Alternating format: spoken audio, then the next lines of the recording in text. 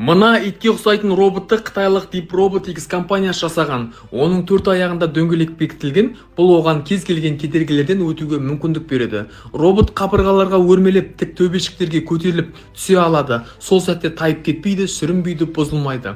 Компанияда әртүрлі тапсырмаларға арналған роботтардың бірнеше нұсқасы бар. Мықты үлгілері жоғарғы әрі күрделі кедергілерден оңай өтеді. Құтқару жұмыстарындағы нұсқалары экстремалды жағдайларға арналған, кез келген ауа райында, улы зат болған жерлерде, апатқа ұшыраған ғимараттарда жұмыс істей береді және бұл тапсырмаларды оңай еңсереді.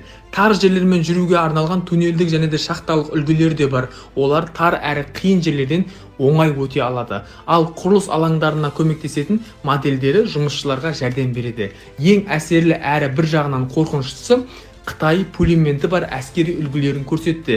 Елестетіп көріңіз, жер жағдайына қарамастан емін-еркін жүретін, кез келген жерге өрмелейтін, күрделі орталардан істен шықпайтын қаруланған робот. Одан қашып кету мүмкін емес сияқты. Сіз қалай ойлайсыз, бұл роботтардың пайдасынан қарағанда зияны көп деп ойламайсыз ба?